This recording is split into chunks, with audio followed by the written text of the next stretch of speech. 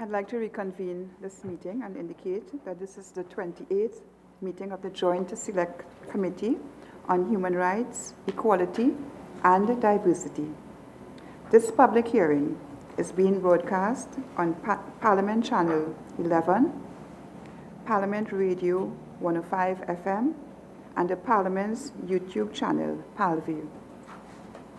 I'd like to welcome officials from 5 entities: Ministry of Education, Ministry of Social Development and Family Services, Trinidad and Tobago Unified Teachers Association, National Parent Teachers Association, and the Consortium of Disability Organizations.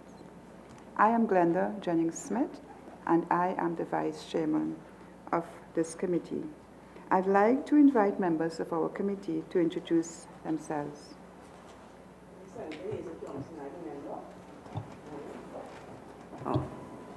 Senator Hazel Thompson-Ahi, member. Good morning, all. Esmond Ford, member. Kazim Hussein, member. I'd like to invite officials to introduce yourselves. Ministry of Education. Kurt Meyer, Acting Permanent Secretary. Ministry of Social Development and Family Services. Good morning, Chair and members. Vijay Gangaprasad, Acting Deputy Permanent Secretary. Okay, let us go back to Ministry of Education. There are other people present. Can you please introduce yourselves? Thank you. Harilal Sitran, Chief Education Officer. Leticia Rodriguez Cupid, good morning, Coordinator for Special Education Services. Lisa Henry David, Director, Educational Planning. Darlene Smith, Guidance Officer, 2 Student Support Services Division. Good morning. Welcome. So we now go back to Social Development and Family Services. Good morning, Jeanette Messiah, Acting Director of Disability Affairs Unit. Good morning all, Troy Polney, Acting Director, Social Welfare Division.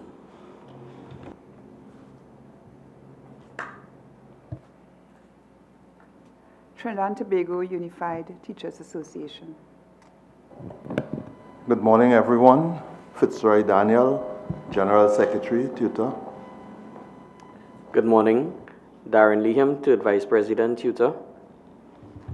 Good morning all, Eka McPhee, Vice Chairman, Port of Spain District and Representative on the Special Education Committee. National Parent Teachers Association. Good morning, Madam Vice Chairman and other members of the committee, other stakeholders. Rafina Ali Buru Singh, President, National PTA.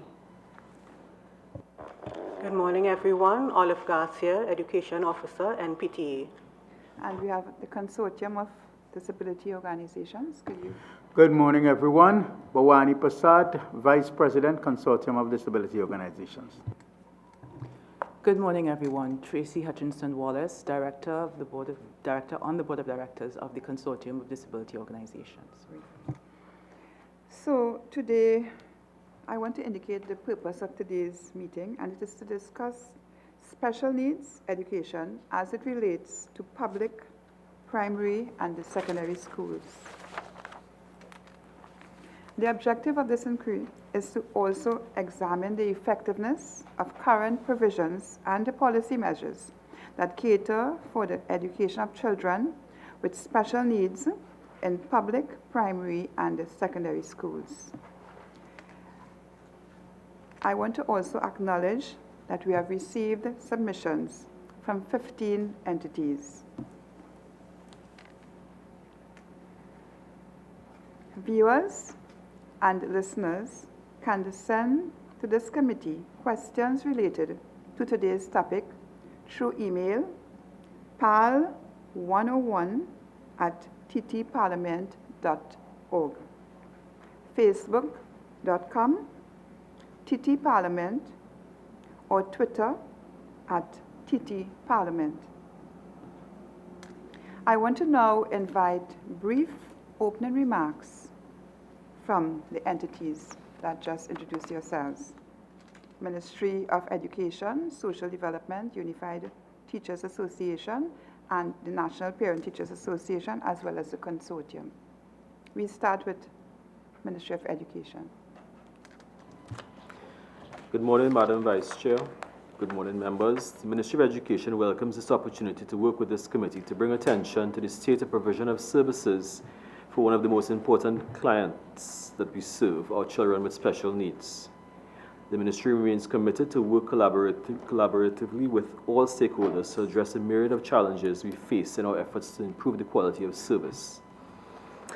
Even as we identify gaps, we move ahead, acknowledging that in a reality of finite resources, we have to move incrementally towards goals of equity and access for all learners to the educational opportunities available. Thank you. Could you help me with the proceeding for the conclusion, because I kind of know the statement about this.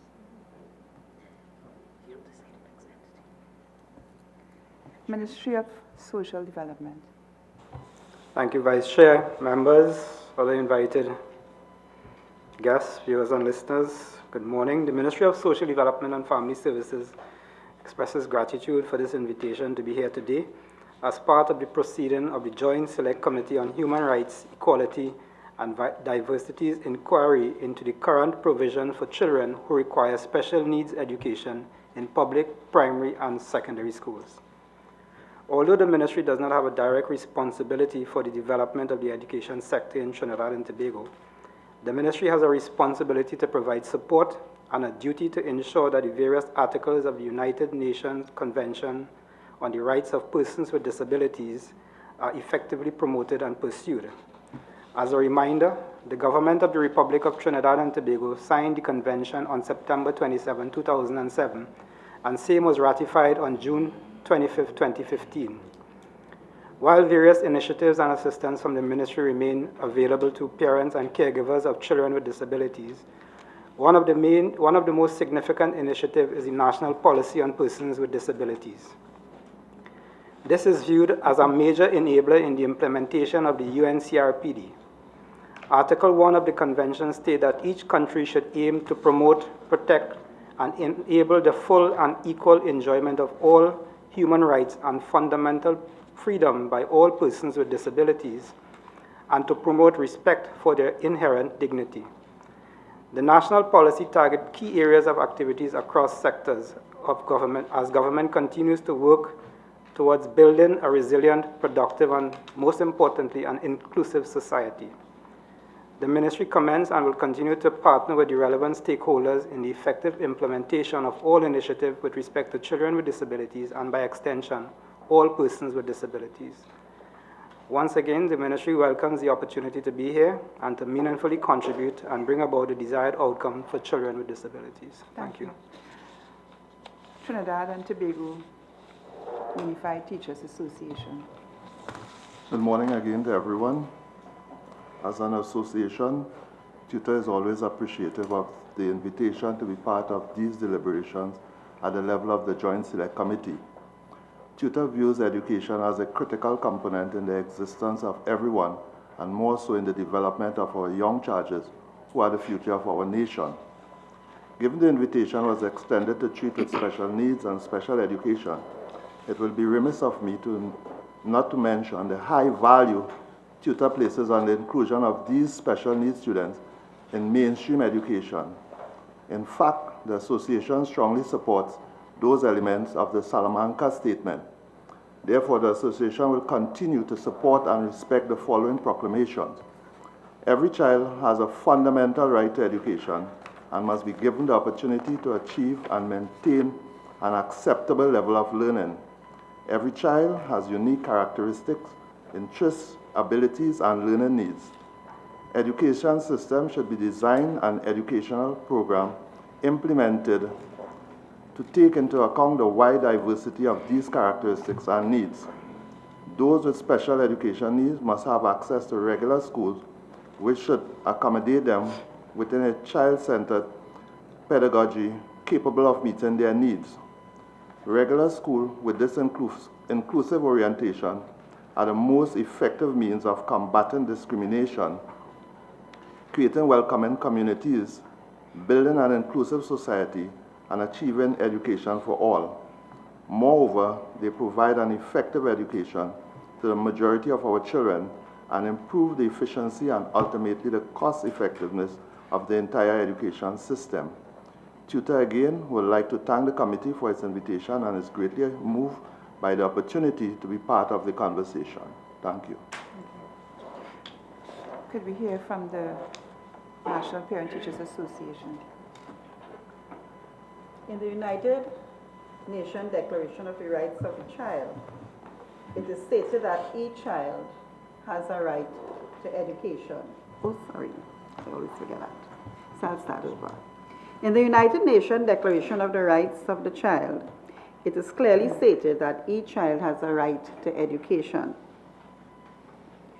And in so doing, we describe the quality of education that each child should receive as no child left behind, every child reaching his or her potential, access, quality, and equity in education for each of our children. The NPTA wants to thank this committee for including us in this conversation this morning that is relevant to the success of all our children in our land. We are here today because Trinidad and Tobago recognizes that we are an important advocacy group representing our children. Each child sitting in the classroom, whether it be primary or secondary, has a special need ranging from the gifted to the challenged or struggling learner. So how do we cater for their individual needs in the classroom? For in our educational system, excellence is a hallmark. Excellence in education is a hallmark. So why do we have so many of our children still performing below standards? Parents gain confidence in the system when they are convinced that their children are learning and attaining their highest potential. Many times, our children are lost or disadvantaged in the classroom. No child should be left behind. So why should this happen? By no means we are saying that the parent should not also be responsible. But what is also important for our children to be successful, whatever range of disability may exist, is family engagement in the school.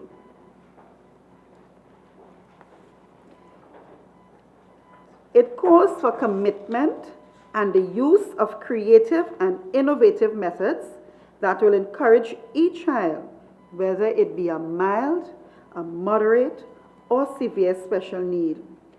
Too many of our children are failing in basic literacy, numeracy, and communication skills. Our children are our legacy. They are the future human capital, which will add value to our socio-economic development of Trinidad and Tobago. Much is given and spent in the education system. So let us get the returns expected. Each child counts. Each child must be included. Thank you. The consortium, thank you.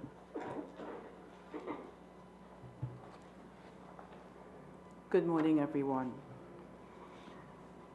In our world, we celebrate everyone for their intrinsic value as a human being. We live in a world where everyone's abilities are supported, served, and accommodated, and we are all driven to provide what everyone needs to thrive throughout their lifespan. Within this context, CODO is very pleased to have been called to this meeting and to have the opportunity to collaborate with all of the actors in the room for just, participatory, and respectful system change. We are glad that we can also affirm disabled equality and equity by ensuring that the the desire to design and debate and accommodate them fall under the mantra of nothing about us without us. We are happy to work with our fellow stakeholders in ensuring universal access to education and economic opportunity. We strongly uphold the right of all to human dignity, bodily health, and spiritual well-being. We are glad that our fellow stakeholders are here with us to treat all living beings with respect and consideration and to empower the disabled in all facets of human endeavor. I would like us today to remember that the word special education can be a misleading term. The word special makes many people, many laymen, think we're talking about a treat or a gift, something extra, but special education is not a gift or a treat. It covers all of the tools necessary for students and adults with disabilities to access the free public education to which every child in this country is entitled. So whether it's a wheelchair ramp, curriculum in Braille, sign language interpreters, or one-to-one assistance in the classroom, these supports are not special needs. They are the tools that we need to access school and to learn. And denying students with disabilities these tools effectively denies them an education. When we support the needs of the most vulnerable persons in our society, that very action places us in a mind space of flexibility, out-of-the-box thinking, compassion, and positive action, all of which are the cornerstones of humanitarian action, and all of which are the reasons that all of us do our jobs every day. As I said, these are not favors or grants. There is a legitimate responsibility and expectation for the authorities within small g government to provide adequate and appropriate support, services, and accommodations for all of its disabled citizens. Equality is not what is needed. Equity is the key concept. Those who need more support, services, and accommodations should get more access than those who need less. It's always more convenient to plan for the easiest majority solutions and prioritize attitudes and actions that lead to a quote-unquote normal life. But now, today, we all have an opportunity to demonstrate that we're committed to the system shift from the medical model of disability, of cures and fixes, to the societal model of disability, with variations on the theme of every one of us is valued and of value. Thank you. Before we commence our questioning, I'd like to remind both committee members and officials to direct your questions and concerns through the chair.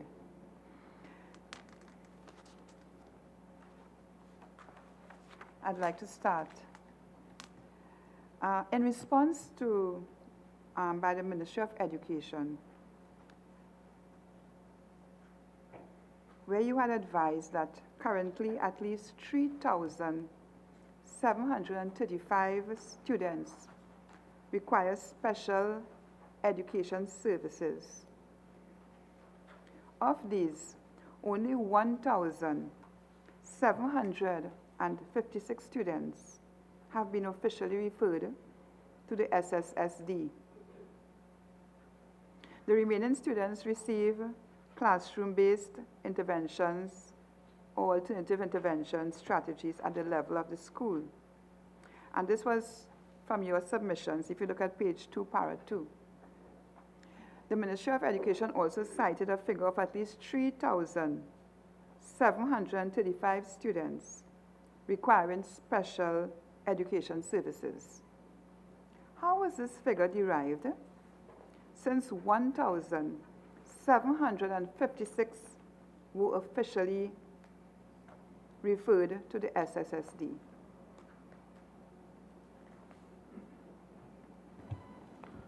Madam Vice Chair, the figure 3,735 includes, we would have indicated 1,631 students who we have confirmed diagnosis, and 2,104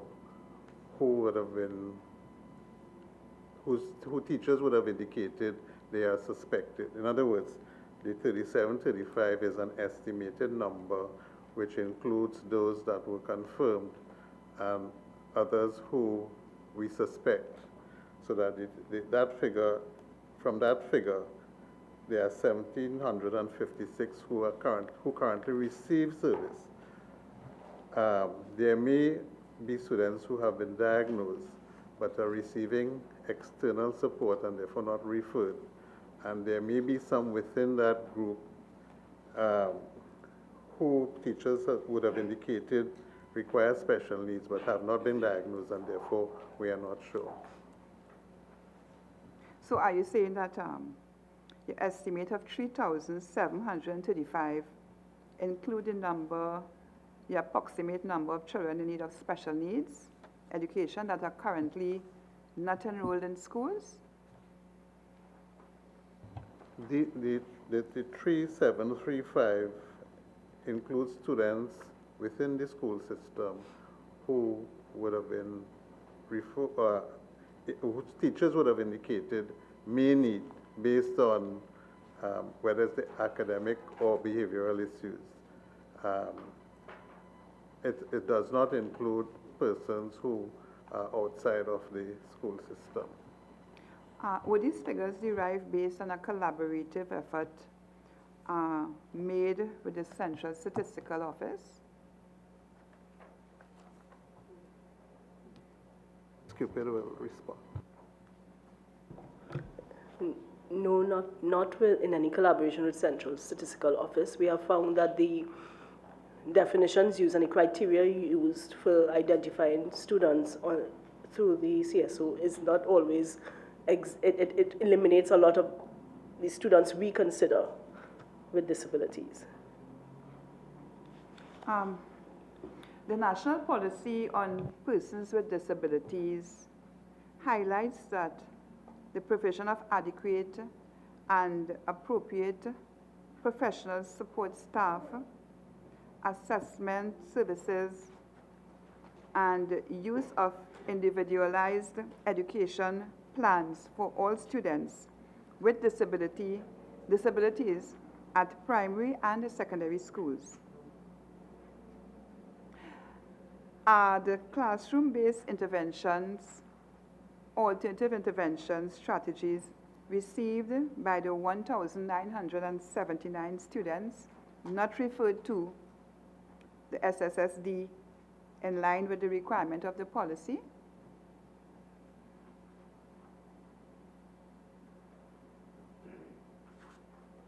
And it's a quote I just read for you on the National Policy on Persons with Disabilities.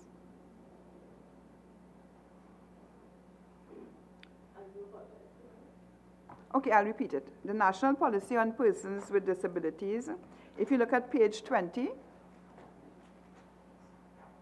it highlights that provision of adequate and appropriate professional support staff, assessment services, and use of individualized education plans for all students with disabilities at primary and secondary schools.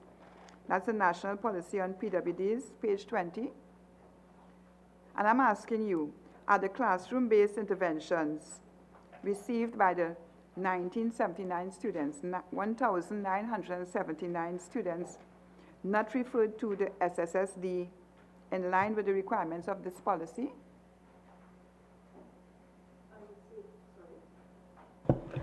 I would say, and not at this time, all of the students who are not referred to student support services, we are a referral-based system. Therefore, we must have parental and school input in the request for services. Given our limited resources, we respond to as many as we can with the resources we have, and therefore it's a referral-based. We try not to eliminate the responsibility of care and educational delivery from the regular classroom teacher. If we're moving towards an inclusive society, our take is that the classroom teacher has the first level of responsibility. Classroom-based interventions should deliver in an inclusive system quality education that would allow us to meet general needs. If the general needs are therefore not met in the general classroom, if the needs of the child is not met in the general classroom, then the referral system kicks in.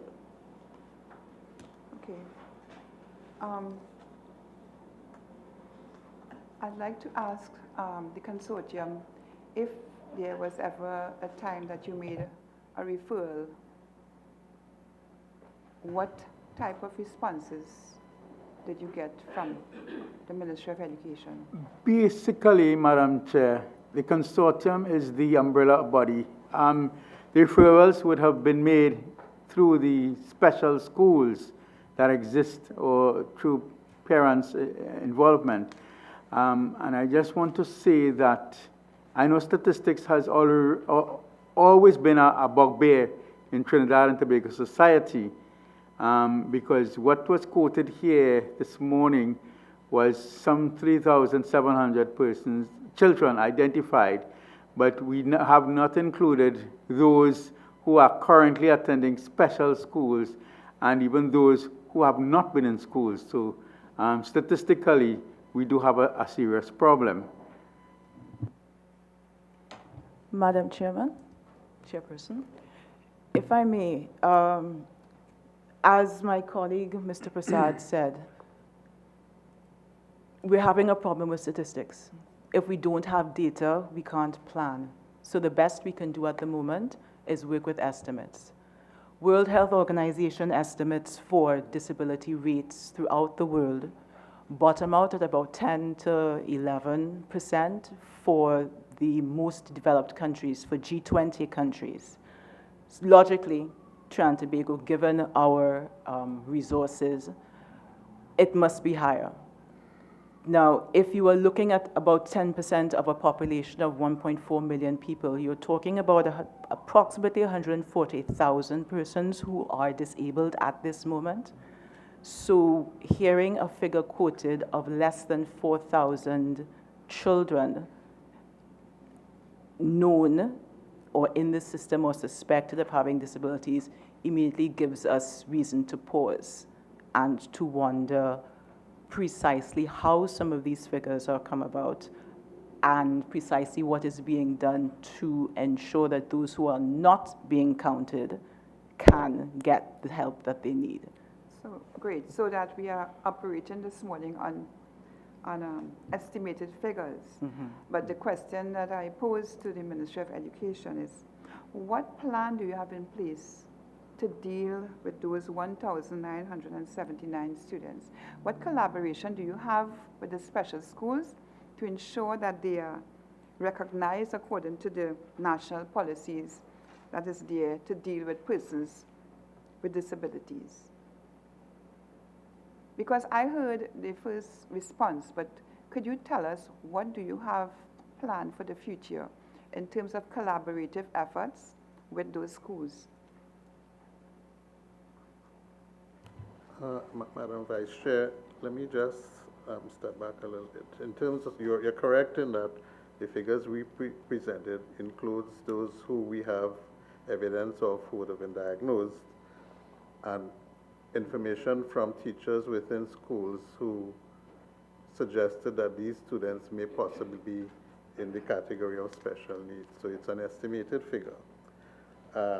And therefore, in terms of treating with the issue, one of the things that we are looking at is doing screening from ECC to the primary school system. And therefore, you will actually end up, the plan that we have will take maybe 2 to 3 years, but it will end up having screened all the students from ECC to primary, and therefore we will have definite figures. And therefore, in terms of planning and moving forward, that will help us. Currently within the special schools, and you have 2 groups of schools. The private special schools, we do provide support for students through a student grant, which was increased recently to 2,000, plus where needed an additional 1,000. We do provide support for salaries of teachers and operational costs, and that's a separate vote. With respect to the special schools, public special schools, the ministry normally provides funding through the normal education vote as with other primary schools. We have recognized and we are currently looking at the issue of funding. My colleague just spoke about the issue of equity, and therefore in terms of treating with those schools, we are currently in the process of looking at that funding arrangement because we recognize, not just in that area, but a number of areas, there are some gaps within how we treat with students with special needs, and therefore in terms of addressing that, we are looking at how the funding arrangement. Another area that we, and I think there's some issues with, is the issue of psychoeducational assessments. We've been working both in terms of staffing, so that, just yesterday, I think it was 27 or 28 clinical and behavioral psychologists are supposed to come on board to provide additional support. But in addition to that, we are also looking at the issue of funding, where some of the students who require psychoeds can be provided support through the Ministry of Education. Okay, let me just finish up and I'll give it to you. The national policy on PWDs highlights 14 commitments with regard to promoting the rights of persons with disabilities to education without discrimination. Tell me, what steps has the Ministry of Education and the Ministry, well, I'll stick to Ministry of Education, taken with regard to achieving the commitments? I will address one of the areas, and I'll let my colleague add to that. The right for students with special needs to an education is addressed within the ministry under the general umbrella of all students having a right to education. We recognize that the spectrum of special educational needs go from mild to severe, and therefore students with mild and moderate can access the normal system in the case of moderate or even the case of mild with support. Therefore, as a ministry, based on the guidelines we have, students cannot be denied entry. There are instances where issues arise at the school, and therefore we have structures through the Division of School Supervision to address that, whether it's that school or some other school, based on the need of the child, entry can be facilitated. We also recognize that there are students who may be on the severe end of the spectrum, and based on the resources available to schools, may not necessarily fit in. And therefore, through the Student Support Services Division, working along with the parent, possibly through the special schools, we try to facilitate. I'll ask my colleague to add.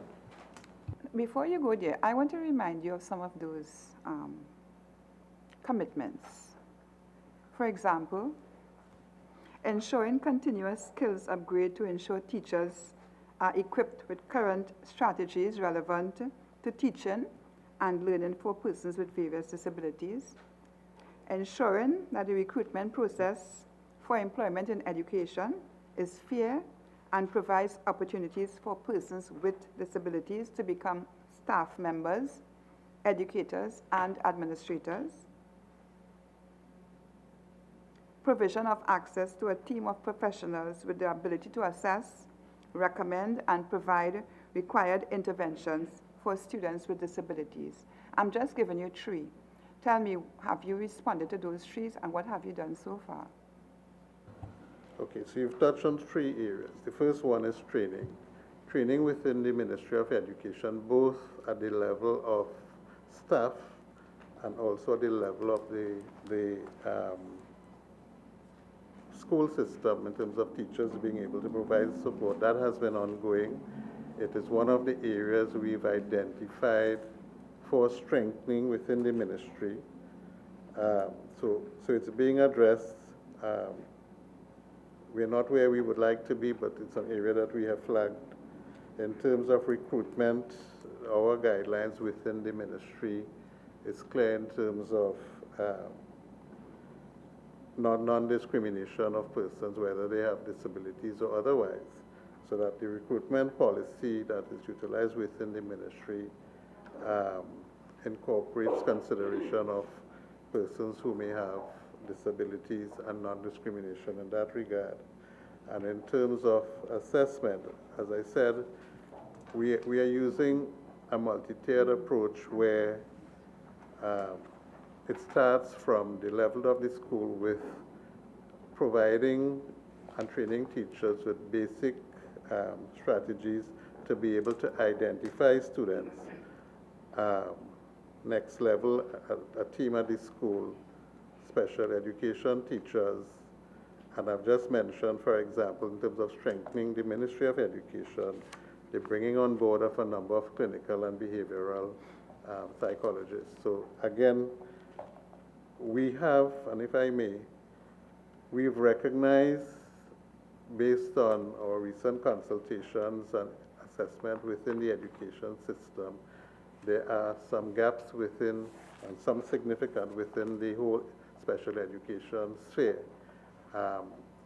In our education policy 2019 to 2023, we have in fact targeted special education as an area for specific attention, revisiting of staffing. We've had challenges in terms of staffing. We've had challenges in terms of the infrastructure of schools, and we are looking at how best we can address that. PS was indicating to me earlier this morning that we are looking at increasing funding in terms of providing that support. In terms of resources, we have been providing resources to schools based on requests. We recognize that it's not just simply providing the resources required, but we need to shift in terms of also keeping up with the technology in terms of some of those resources. So there are a number of areas that the ministry is looking at in treating with the issue of special education needs. So great, so that the policy is there. Mr. Sicharan, could you tell this committee how many persons have you trained so far, and how many persons have you recruited? How many persons with disability have you recruited into the system, and how many persons have you trained so far? Madam Vice Chair, I haven't quantified the number of persons. I don't know if my colleague has that data, but we can provide the committee with that information. In terms of persons with disabilities, I didn't work with that information. It wasn't a piece of information that I specifically requested from the HR department. So that's, we can. So I want to remind you, one of the commitments is to ensure that the recruitment process for employment in education is fair and provides opportunities for persons with disabilities to become staff members, educators, and administrators. Can any one of your support persons with you this morning tell us of even one instance where this has happened? Yes, Madam Chair, I can lend some support.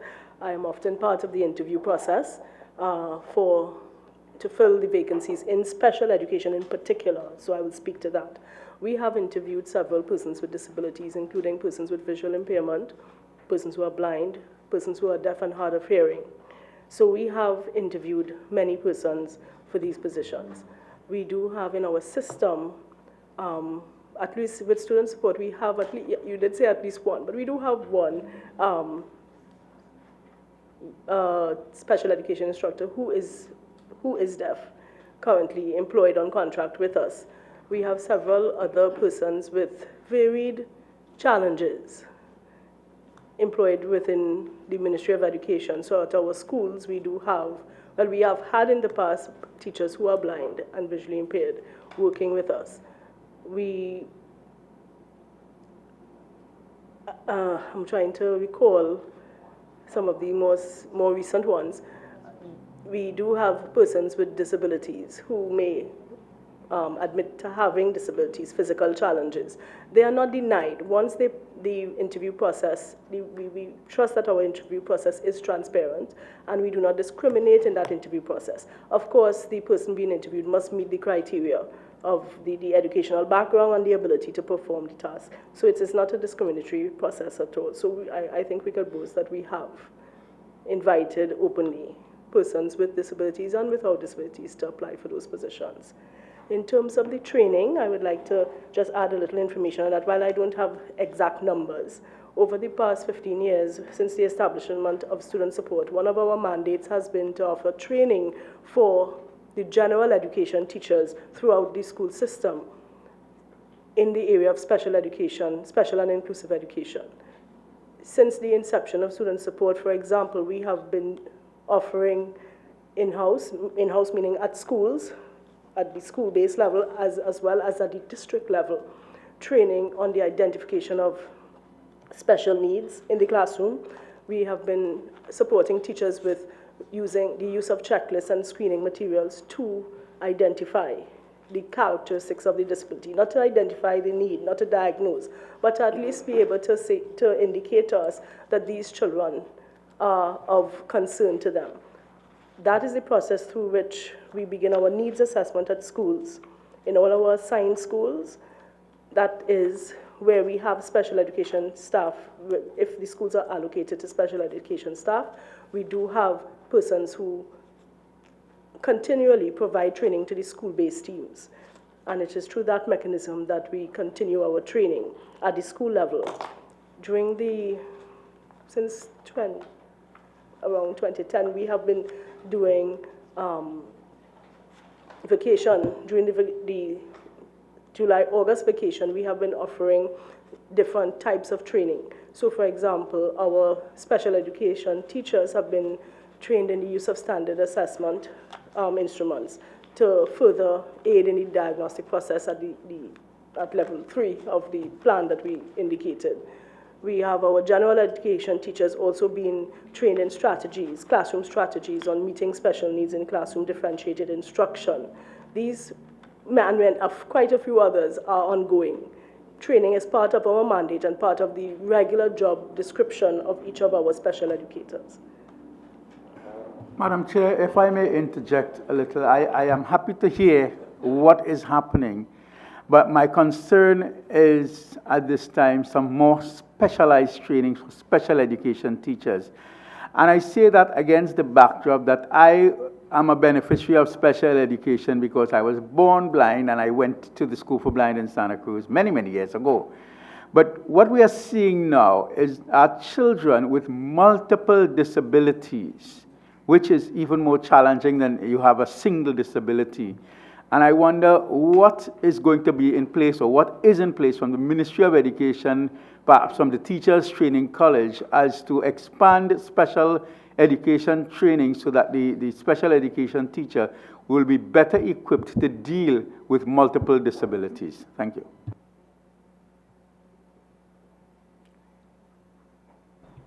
Madam Chair, to the Ministry of Education, I have noted the term incremental steps. And I just want to say that while the grass is growing, the horse is starving, and some have died. I have heard the ministry talk about payment of salaries of teachers and operational costs for special schools. And I would want to know whether the ministry can say that that is adequate in terms of the consistency of payments of teachers in these special schools. Because we're also hearing that more staff is going to be brought on, psychologists and so on, and so that sounds very commendable. But the present position with regard to salaries of teachers and the consistency, I have a concern.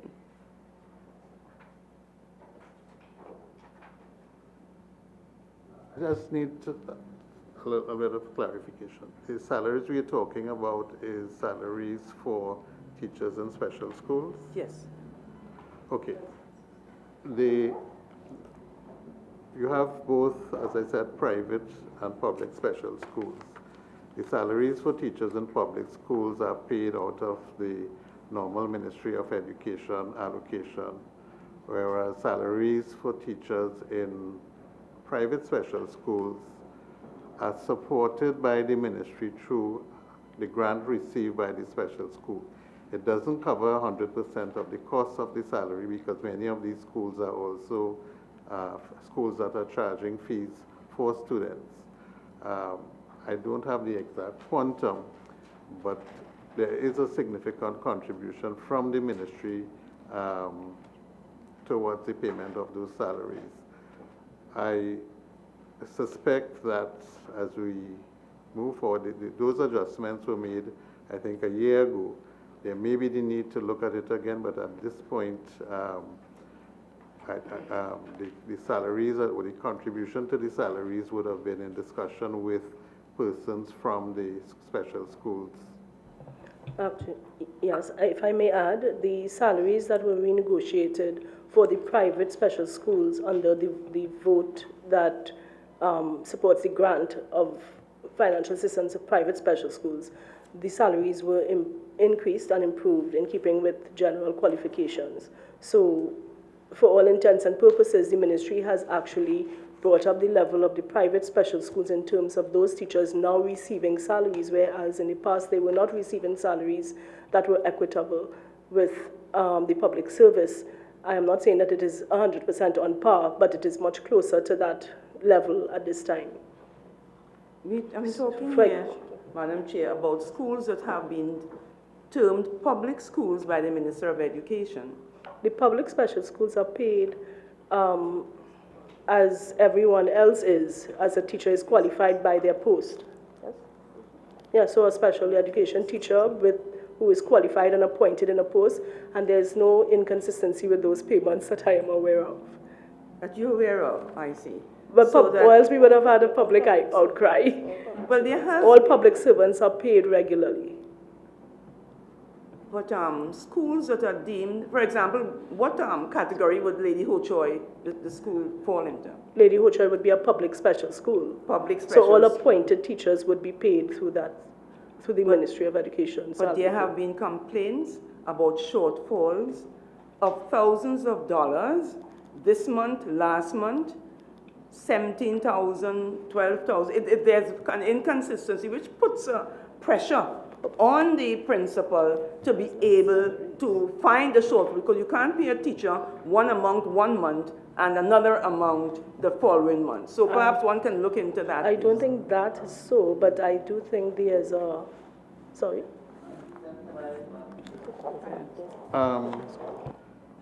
As far as I'm aware, payments of salaries to personnel, teachers in the public special schools are paid along the same lines as the teachers in public schools elsewhere. In other words, it's not paid to the school but directly to the teachers. So I am not sure the shortfall that you are talking about has anything to do with salary as opposed to school operational costs. No, two different things. I would perhaps ask you to look into that, please. If I may just add one piece of information there are also salaries paid to non-teaching staff because it's a government-assisted school that may not fall under our remit. Okay. Given that the diagnosis of a child requires action of a multidisciplinary team, because as you know that children may have several areas of disability, for matters such as medical and psychoeducational, are collaborative efforts made with the Ministry of Health in the conducting of this exercise? Yes, they do. We operate, as I said, on our referral and intervention process. We function internally as part of a multidisciplinary team where we have social work guidance officers, special educators working collaboratively, along with our DAI unit, psychologists and behavior specialists. So internally, we operate a multidisciplinary process. Wherever there is a need for additional support in terms of medical intervention, we are usually the recipients of those medical referrals from places like Mount Hope Child Guidance Unit, Children's Authority, well, all the organizations that exist that deal with children, we receive referrals from them as well, and we also are able to not outsource, but we are also able to collaborate with the Ministry of Health in terms of accessing medical services. And what's the average waiting period, though, for a student to be assessed by the SSSD for a learning or behavioral disorder? It varies. It does vary between, I would say, 6 months to a year, depending on the referral process. Because we do not just, and there are several reasons for that. Obviously, our capacity that is challenged is one reason for that. However, we do have a process that involves multi-tier throughout the school system. We do not just go to the psycho ed, as was mentioned earlier, that just relies on a purely medical model to diagnose the child. We try to get anecdotal data coming up from the school to see how the child is functioning in the classroom, what are the challenges, and alternative strategies are put in place to mitigate against those challenges as far as we can. And once there is a need, so from the time of referral, a lot of different interventions are put in place prior to referring for a psychoeducational. Once the need to rule out a disability is identified, the child is referred to the psychologist, either internally, and sometimes we outsource the service. Madam Chairperson, not to cut across Mrs. Thompson-Ahi. Madam Chairperson, could we get some clarification, please, on that waiting time? Because what I'm hearing is that SSD's waiting time between referral and diagnosis is a half to a quarter of the length of time of the referral time for the Ministry of Health. Children coming through the Ministry of Health are waiting 1, 2, and 3 years for diagnosis. And I am also concerned that what we're hearing now from the Student Support Services Division does not tally with the many, many anecdotal discussions that we've had with parents who are waiting 2 and 3 years for diagnosis and assessment through the Student Support Services Division. I'd just like some clarity on that, please, because we are hearing what theoretically is happening, but what the evidence shows from the people who are actually using the system is very, very different. I'd just like some clarity on that, please. Thank you, Mrs. Thompson-Ahi, for bringing up this topic. We don't have representatives from the Ministry of Health with us today, so we may not be able to go further into that at this point in time, but at a subsequent meeting, we would try to have them present and we would address that issue then. Then would the ministry be able to do it then?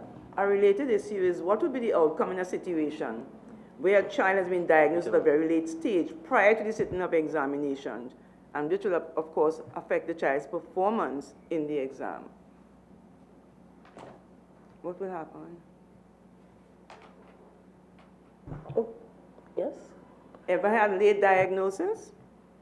Or are the stories you read in the press are, fantasies? Madam Vice Chair, one of the things that I've always found very interesting is that, and I guess what you're referring to would be the secondary entrance assessment, is that we have students who are in the system functioning, and then coming to SEA, we have a host of requests for concession, which we treat with, and in fact it's one of the processes I think that I'm satisfied with in terms of the ministry's ability to handle. I think what has happened is that many of these diagnoses would come in late because people are now looking for concessions during exams. What we are trying to do in the ministry, as I said, is to be able to identify students early, and that is a process. It's not going to happen overnight, but we have started working on that, and we have actually shifted services to incorporate the early childhood care education sector. We have also tried to build capacity, but we've had I mean, I don't think you're wrong. There are many students who have been diagnosed late, and at the stage of exam, I think what we do is try as best as possible to level the playing field, because concession is about giving everybody an equal chance in terms of whether it's additional time. In some cases, it might be large print. In some cases, it might be a reader, so that we do that through the concession process. Madam Chairperson, I'm sorry, if I may. Yes. This is something that I have some concern about, and I understand Mr. Sicharan's concerns as well. I welcome the fact that his ministry, is attempting to address the situation. But we do have situations, as Ms. Ahi said, where there are children who have been in, if you call it special needs schools, for 5, 6, 7, 8, 9 years. They come now to SCA and they're applying for concessions within the ministry's timetable, according to the deadlines that the ministry is given. And children are still being denied concessions when they have already been within the ministry's radar, so to speak, for going on 5, 6, 7, almost 10 years in some cases. I would really like to see some sort of discussion or explanation, please, when you're saying that parents are coming at the last minute to get concessions for an exam. I'd like to, before you answer, is there a special criterion, or are those applications backed by medical opinions? What do you rely on for authenticity? Madam Vice Chair, in terms of that whole concession process, there is a team set up, cross-functional team. And in terms of ensuring fairness in the process, there is also an external person qualified who sits as part of that. There are certain requirements, and as you're aware, the range of issues are wide and diverse, and therefore each case is treated on a case-by-case basis. The issue of persons being denied, and apparently there are those who can pay more, can get many assessments done. We have found over the years there are a number of persons who seek to get an advantage by providing evidence. We treat everyone equally. The assessments are done, and once the criteria based on the individual case is met, students are provided with the concession as recommended by the committee. Further to that, whenever there is a denial of a concession, there is an opportunity for a review at the committee level, and further to that, there is another opportunity where issues relating to not granting of concession is then sent to my office where an intervention can take place. But there are requirements in terms of students providing evidence. There are many students who are within our oversight within the primary school system, and when those come before the committee, obviously it's easier to treat with. But we do get persons who can pay certain professionals to get one. Very often, we do have some of those. Madam Chair, just a minute. It may be difficult to go further into this discussion without the Ministry of Health for their opinions in this matter. So I'd like to invite the PTA's tutor and PTA to come into this discussion. Let me hear what has been your experience with respect to students applying for these type of concessions. Madam Chair, for many years, the NPTA has been advocating for children to be screened much earlier than when they reach Standard 4 or Standard 5 in the primary school. I can tell you that there are students who are referred to from the infant department And they may leave the whole primary school system and never get service from student support. I can attest to that. There are students who have problems in seeing, and that is only picked up sometimes in Standard 3 and Standard 4, when you may have an NGO in the area who may do some screening with the children, and it will be picked up. And we have been proposing for years now that upon entry into the primary school, we engage the Ministry of Health and do screening for children. So as a principal gets an immunization card, a principal also gets a screening card for that child. So at that point in time, they would know the special needs of the child. For too long, we have our special needs children at a disadvantage, and they just go along. They just go along. And there's very little family engagement.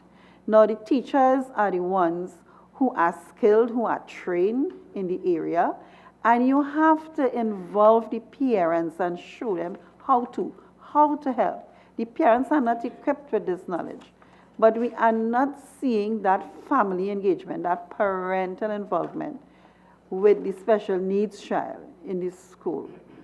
And you know, I think it is the role of the school to involve the parent there, because the parent will be depending on the expertise of the teachers.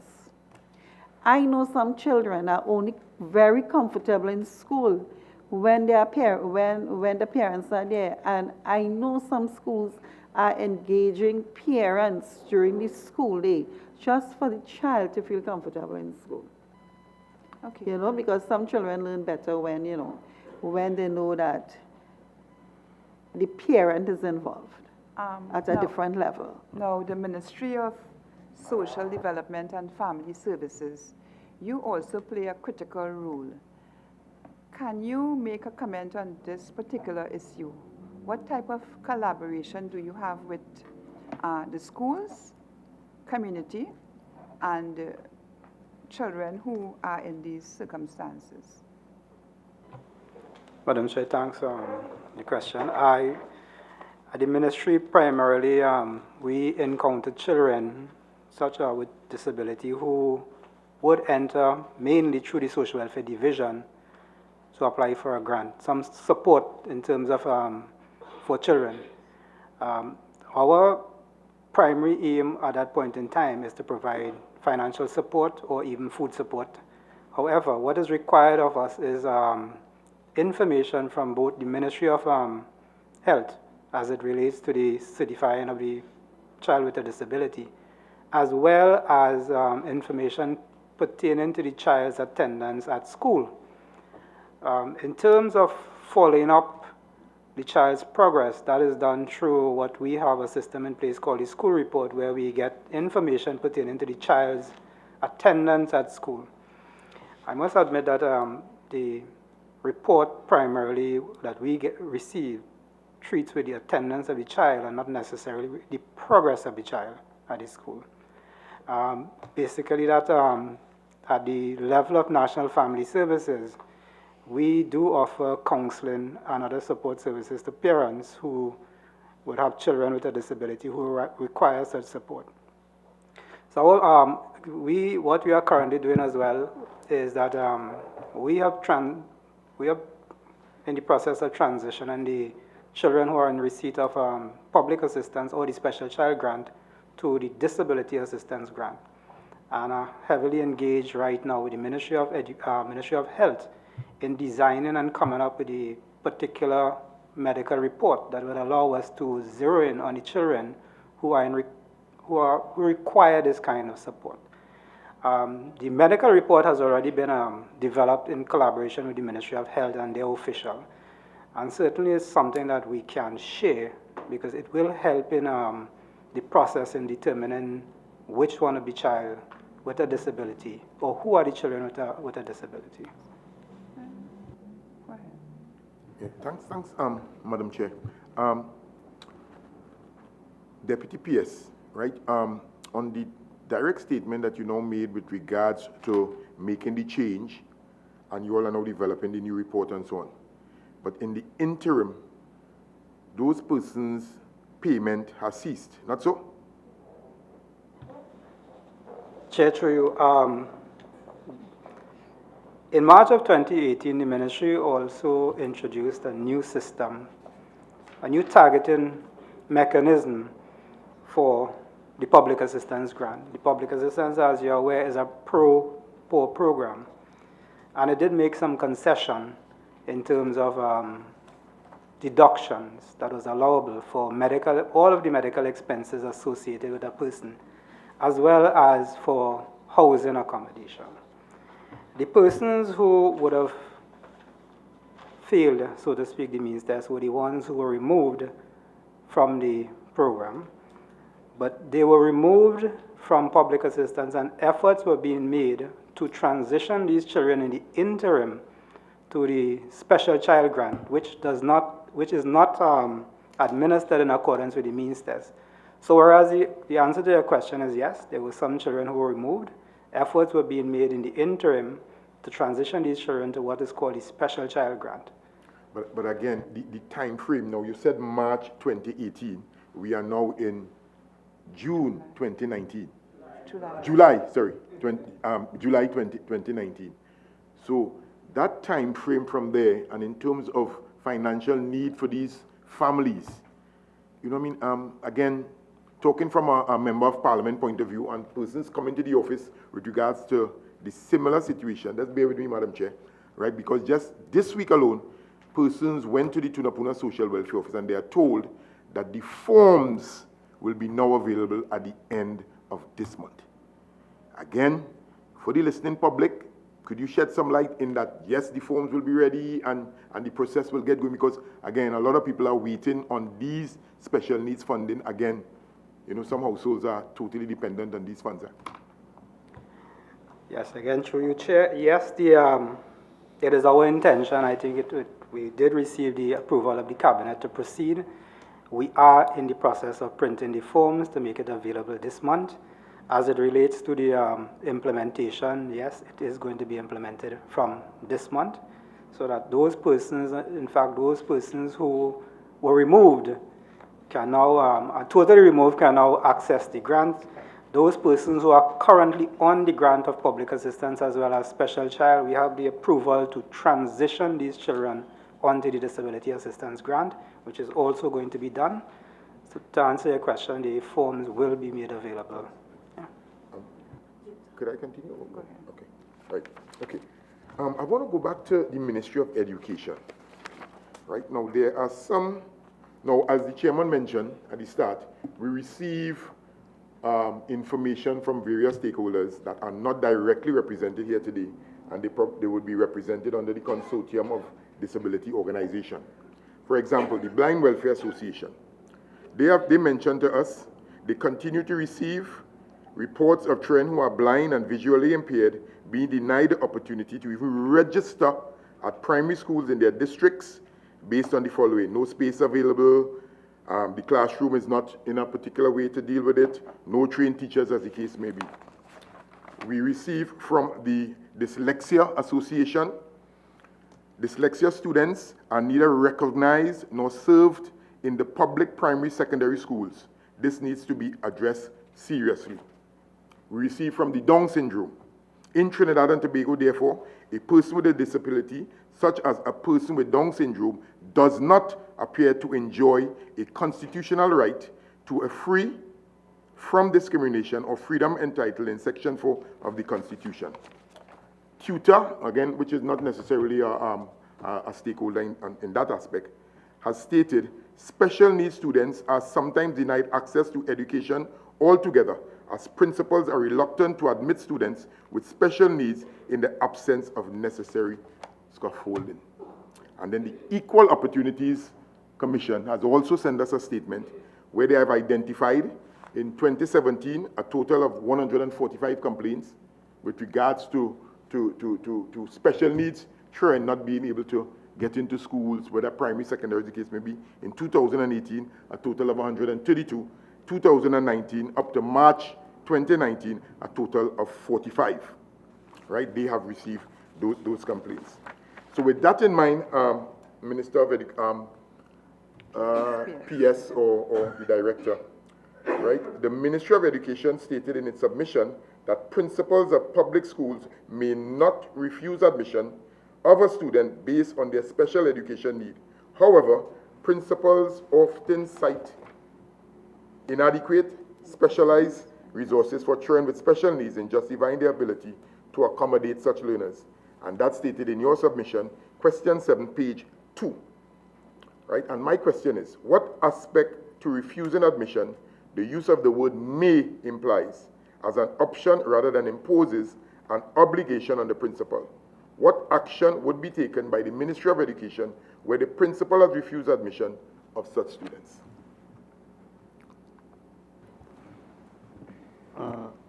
Madam Vice Chair, there are a number of instances, as the Honourable Member indicated, where some principals are hesitant to take children in. In those instances, the process is that through the Division of School Supervision and in collaboration with the Student Support Services Division, each of those cases, once it's brought to our attention, is assessed.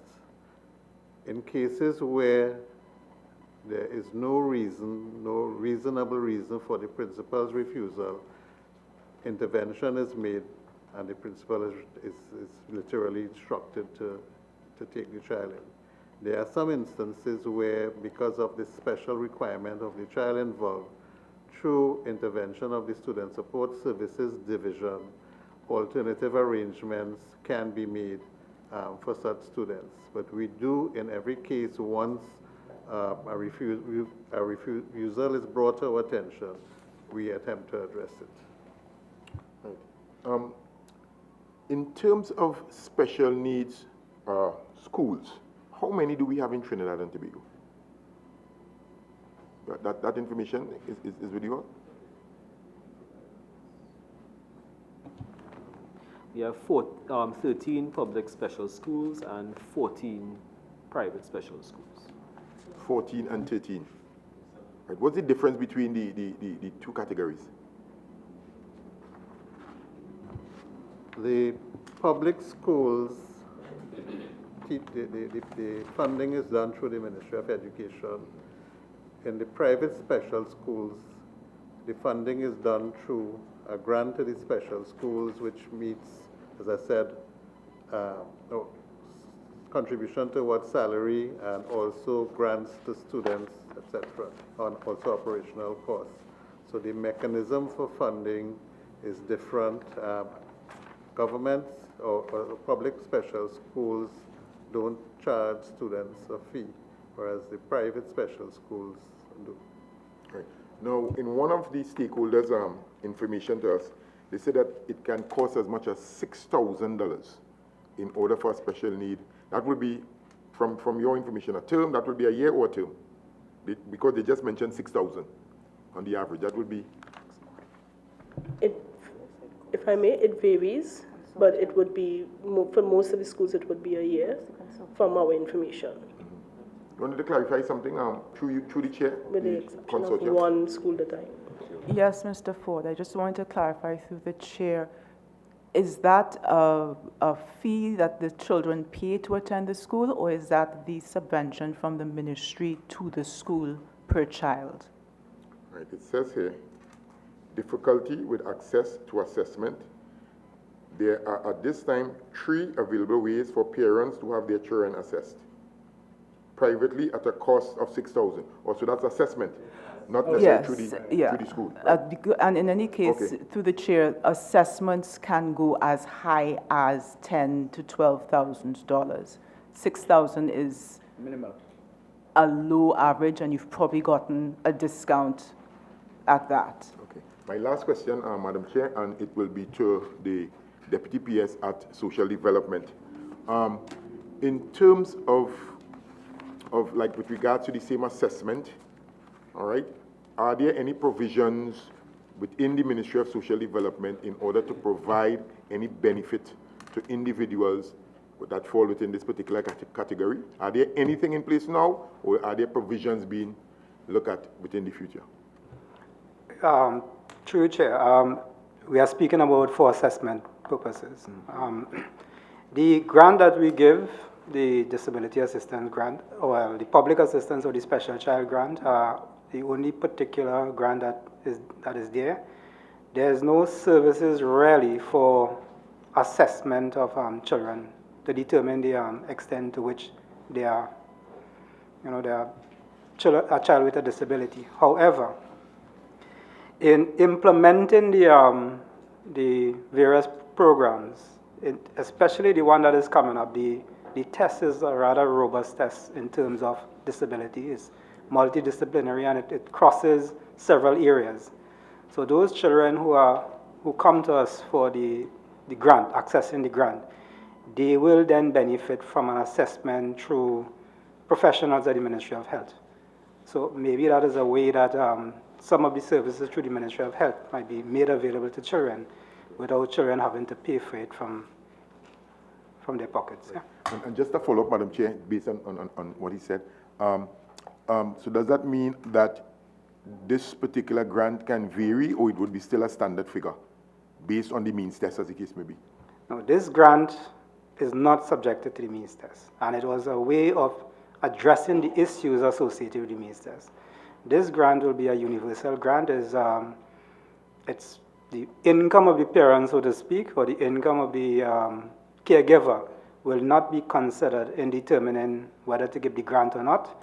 And to your second issue, the grant will be a fixed grant at $1,500 per month, but it's universal in nature. It's no longer means tested. I'd like to stay with that line of questioning because the Ministry of Social Development, they will have proposed to partner with the Ministry of Health to implement a community therapeutic program through which these services will be provided at health centers throughout the country. And that was really noted in your submission at page 3, paragraph 2. What services are proposed to provide children who require special needs education through the health centers? And I'll repeat my questions. What services are proposed to be provided to children who require special needs education through the health centers? And you can tell me at the same time what's the status of this proposal? Chair, that is an ongoing discussion that we are still having with the Ministry of Health. We've had several discussions.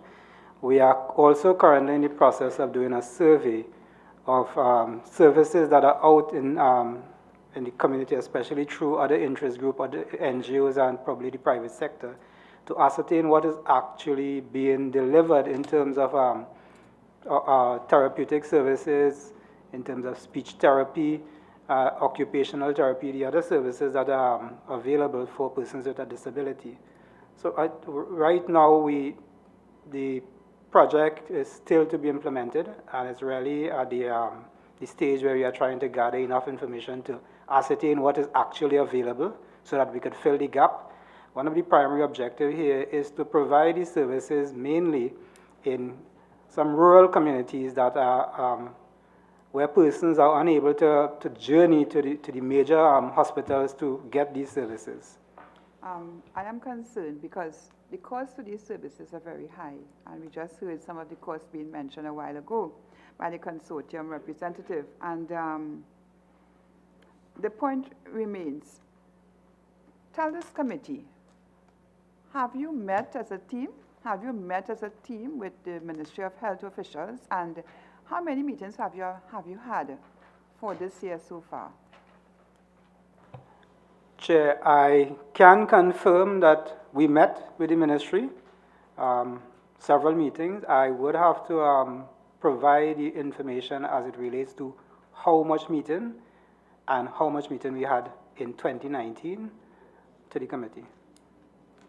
Okay. I'd like to go back to the Ministry of Education, and I want to kind of join two questions together because I want to refer to specialized aids from the Ministry of Education.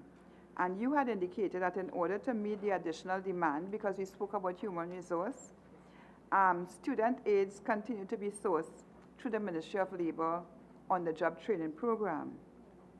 How are the personnel sourced through the OJT qualified to carry out the duties of a student aid?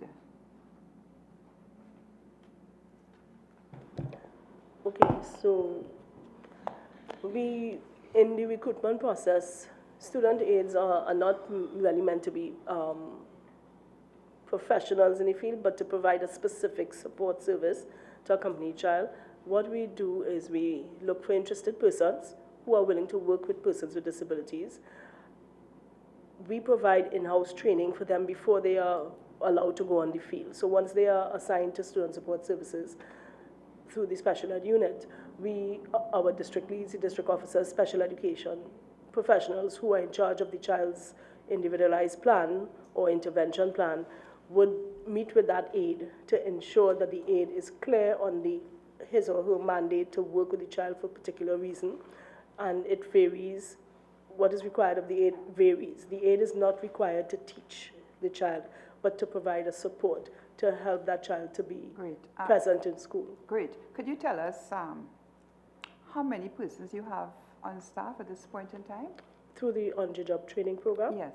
We have approximately just over 300 at this time through the OJT program. I'd like to flip up this question to tutor. Tutor, you noted with respect to the need for training programs for in-service teachers that this will allow the classroom teacher to deal with milder cases on the various special needs spectrums, which can be accommodated in an inclusive environment. That was your submission. Page 1, question 1.2, on the lack of human resource. There have been advocates both for and against inclusive education. What is tutor's view on the goal of achieving inclusive education? Madam Vice Chair, as stated in the opening statement, tutor's views are all children, or whether special or normal, as we say, quote unquote, should be included in the normal education system.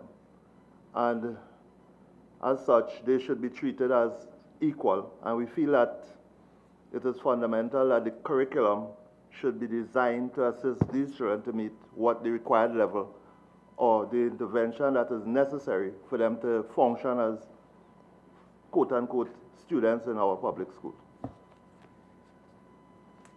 Do you have any recommendations to make relative to the use of student aids within the system, especially for peer counseling? Well, our recommendation is that at this time it should be increased. The numbers, that is, because from our survey that we did here, we are seeing that our teachers are saying that there is not enough teachers' aid from the Ministry of Education to treat with our special students. So we are recommending that there's an increase in the number of teachers' aid at our schools throughout Trinidad and Tobago. And I'd like to come to the consortium, because you two also suggested that the Italian framework for law for the assistance, social inclusion, and the rights of persons with disabilities, that is number 104 of 1992, could be used as a guideline. It also stated that all children with disabilities are to be included in the day nurseries, to attend schools, universities, and any other education provider, and to fully participate in school life. That was your submission, page 3, number 4. What are the advantages of inclusive education for learners who have special needs? The advantages, Madam Vice Chairman, are greater. First, it brings about to the other students, the person with the disability are just as equal or good as they are supposed to be. Second is that we will then move away from the special school system where everyone the playing field will become level. Thirdly, the whole question of assessment and all of that, we strongly believe that we should start from the cradle to the grave and not just when the child reaches primary school, because you would have lost the early years of the child. A few years ago, one of our agencies, ParlView, we initiated an early intervention program, and that helped prepare parents as well as the children to be able to attend school and be more confident within themselves. And we are advocating strongly that in all sectors of the community of persons or children with disabilities, that early intervention programs be implemented to better prepare the children and parents, because we know some parents still live in denial to say, look, my child will have a problem. And all of that creates its own problems because they don't know better. So early intervention will be the road to go, as well as from the cradle to the grave. I don't know if my colleague have anything else to add. Yes, thank you, through the chair. The Italian framework law for the assistance and social inclusion of the rights of persons with disabilities, what they do is that they have, once a person is recognized as a pupil with special needs, there's a tailored educational plan that's defined just not by health service operators, but by specialized teachers and a psychopedagogical expert. When we hear through the Ministry of Social Development discussions of OJTs, people who are interested in working with persons with special needs, this is not adequate. What we are looking for is paraprofessionals in the system to support children who need specialized support. We're talking about speech-language pathologists, occupational therapists, behavioral and social pragmatics therapists, specialists in sensory processing and language processing, sign language interpreters, Braille translation resources, alternative and augmentative communication devices, those kinds of technologies. These are not technologies that reside within the Ministry of Health. These are things that in those jurisdictions, in Italy and in the US, for instance, they reside within the Ministry of Education. I'd like to provide a little more context as well, Madam Chair. You asked a question about numbers. I am not sure exactly how many occupational therapists, take that as an example, graduated just this week. I think it's about 12 or 13 of them. Prior to that, there were 18 occupational therapists registered and working in the country. According to their international organization and World Health Organization standards, there should be 250 occupational therapists alone working in the country. We have nowhere near those numbers. We have one developmental pediatrician working in the country, Dr. Natalie Dick. She is the one person who is qualified to diagnose children, as my colleague said, from the cradle onwards in a myriad of disabilities. These are some of the issues that we are having in terms of getting children assessed and getting them diagnosed, so that we can give them the kinds of support that they need in order to thrive in this educational system. If I might add, there are children within our country, within our public education system, who have been described as mild. We prefer not to use the word mild. We prefer to say they need less support than others, who are unable to access secondary education because of the kinds of testing that is available and the only transition process that is now available to them through the secondary entrance assessment. We have children in this country who are doing Form 3 science, who in their vacation are studying comparative religions. We have children who are bi and trilingual in this country who cannot get through the standardized test of SEE.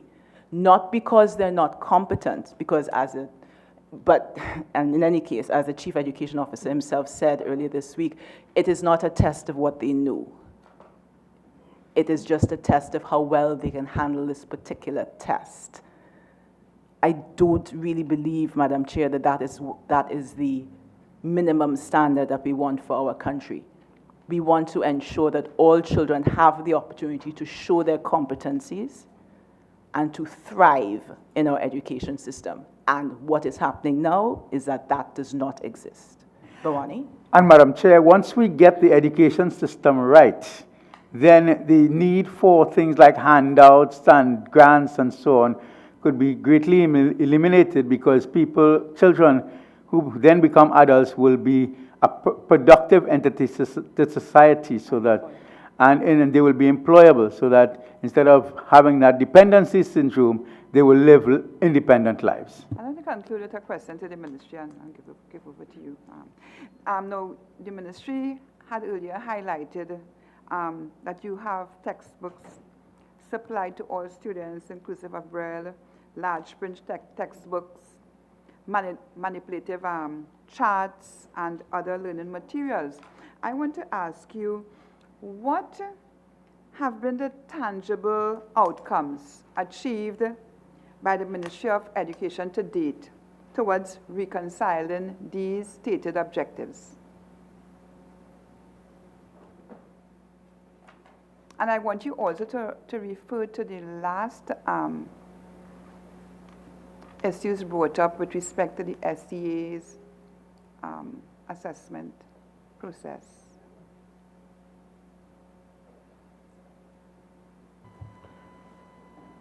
Chair, with respect to students who are classified as special education needs and who would have gotten concessions, those students do get access to secondary schools.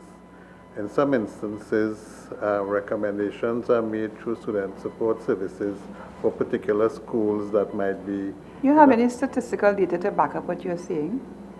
We can provide you with that. There are, for example, one school in St. George where students who are deaf or hard of hearing are facilitated. We have another school in South. Not where we would like to be, but that's where we are going. I'll give you So, in terms of the provision of resources, these are made available to schools, and it falls in two ways. One is our public special schools, for example, they get resources as any other school. However, there are also requests for resources specific to particular disabilities. As I said, by and large, so far, they have tended to be traditional, and therefore we need to relook at that resource allocation. In terms of those particular students who would have received, I am not in a position at this time to give you outcomes. I don't know whether my colleagues in student support services would actually be able to quantify. Maybe they might be able to tell you with reference to particular students. At this stage, I'd rather, if you have to give a response, you can give data to substantiate your claims. Madam Chair, to you, the Ministry of Education. We received a submission from the Dyslexia Association, which indicated that teacher-based assessment for psychoeducational screenings had been discontinued by the Ministry of Education. Given the high cost of professional assessment, can the Ministry of Education advise on the ministry's stance on this practice? And instead of coming back to me, perhaps I can ask a related question, another question. The Ministry of Education highlighted that training workshops are usually conducted for general education teachers and school-based intervention teams, school administrators, as well as support staff at the schools with special needs students. And I want to know, how often are these training workshops held? It's very important that we understand that inclusion is the way to go. And in that regard, I want to refer you, you know that Article 23 of the Convention on the Rights of the Child deals with the rights of children with disabilities. And I would like to refer, when I say you, everyone here who may not be familiar, to read the general comment, number 9, which came from the Child Rights Committee.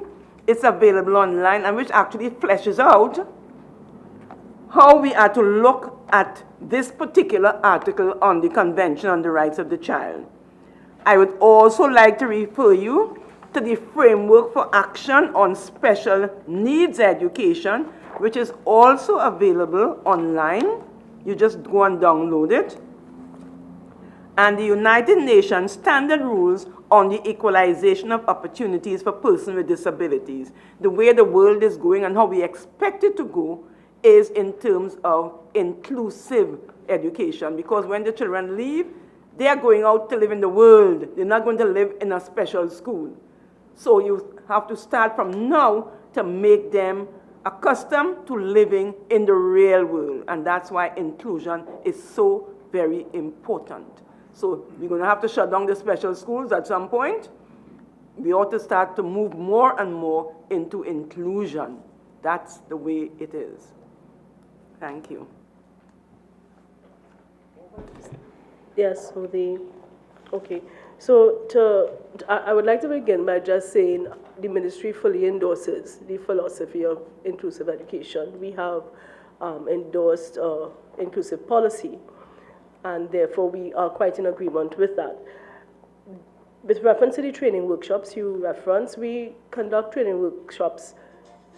There are many training workshops. Yes, there are many training workshops done in different areas. Annually, for example, sensitization workshops are done in commemoration of World Disability Day. And those are done sometimes at health centers, at schools, in the community. Sometimes they go out in the community to sensitize parents, to get their, especially in remote communities, to bring their children out. A lot of parents in some remote still keep their children home until they are 10, 12, 15. We have had people coming into the ministry at that age, at those ages, which exacerbates the difficulty of providing quality intervention for them. So training program, that is one example. As I alluded to earlier, every vacation period, our internal staff, our student aides, our teachers are exposed to various training opportunities. As we speak, we are preparing for training in the next 2 weeks for general education teachers. The Student Support Services will be delivering to the 2018, 2019, and 2017, 2018 new entry teachers at primary level and at secondary level. They would be exposed to training on classroom management, dealing with disability, the impact of disability on learning and behavior in the classroom. And that is just the topic for this semester, but that is also an ongoing collaboration with our teaching and teacher development unit. With respect to teacher education, however, we do recognize inclusion is the way to go, and at our tertiary level institutions, every teacher who is being trained through the degree program at UTT, they are exposed to special education, inclusive education, the principles and practices of inclusive education. So our vision is that every teacher will become a special teacher, a special educator, but with skills to address the needs of children in the classroom. In some cases, they would require additional support, but that is the vision.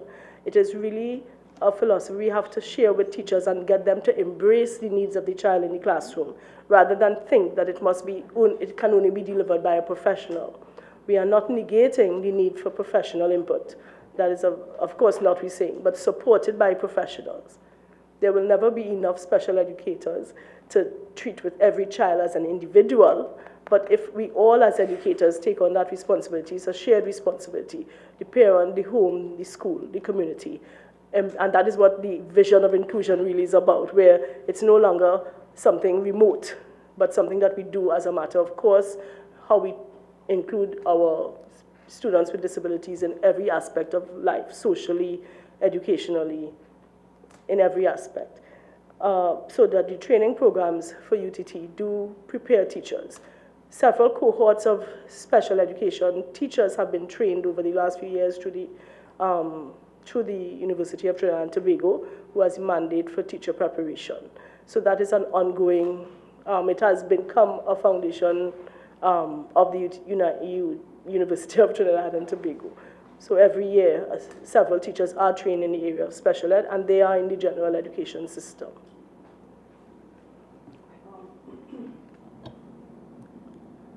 sometimes the words don't come out right. And sometimes people can misconstrue things.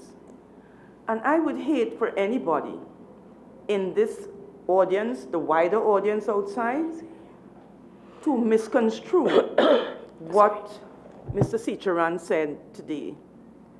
I don't think he meant it in a way that it may be taken that parents are, in fact, when he used the word advantage, seeking an advantage by bringing the special needs thing just before the exam, that there is any hint of anything untoward in that. So if anybody got that impression, I am sure that was not what was meant at all.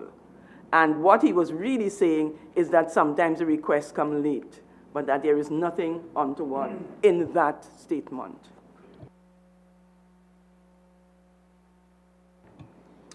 Yes, before my colleague, Senator Thompson, he spoke, and she mentioned about inclusive education. I noted a question here with regards to whether the Ministry of Education would support a dedicated special needs schools at primary and secondary level, where all students that are considered special needs will go to. And I just feel that I should still mention it, because I hear you all talk about the inclusivity with regards to, yes, they can go east, west, north, and south. But I'm just thinking of dedicated schools, whether in the public or the private special needs schools. Just a little thought on. Thank you. Madam Chair, as my colleague indicated, we do support the whole notion of inclusive education. But being involved in implementation of programs, we also have to deal with our current reality, and we have to acknowledge that we are some way from getting all our schools to be able to facilitate all our children. In terms of moving between getting to where we have a truly inclusive education system, the system has been organized because we recognize that there are some children in the system who may not receive the required benefit, and therefore you have the special education schools. We also recognize through the support we provide that there are students within the normal school system that we can support through student support services. There's still that gap in there where we recognize that some of those students who may need that additional support may not benefit in every single school or any school. And therefore one of the transition or steps towards moving in the direction we want is that we are considering looking at clustering schools within districts where students who have these special needs can go to, where we will provide additional resources, and therefore these students will benefit along with the other students who attend. So it's trying to move this system towards where we would like it to be, but we can't do it overnight. The resource requirement is tremendous, and therefore we have to take that gradual step in terms of moving there. So we are in fact looking, but not special education need for only special education students, but within the framework of the normal school, but upgrading the resources and support that they can receive in those particular schools. Following up on what you just said, I'm listening to you, and I'm looking at where we are now. Where we are now is a place where we don't have inclusive education.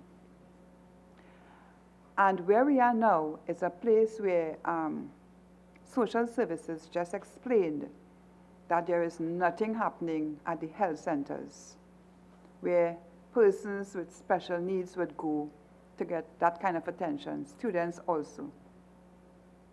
So we have two situations. We have the absence at the health centers, which is maybe a first step for persons needing to get attention. And we also we're in a position where we are not yet ready to talk about full inclusive education. What kind of collaboration you will have between the Ministry of Education, social services, the PTA and tutor, as to attending and consortium, as to attending to where we are now to make a difference?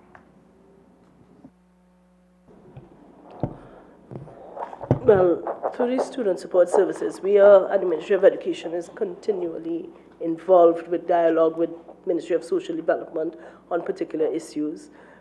We collaborate with Ministry of Health quite often.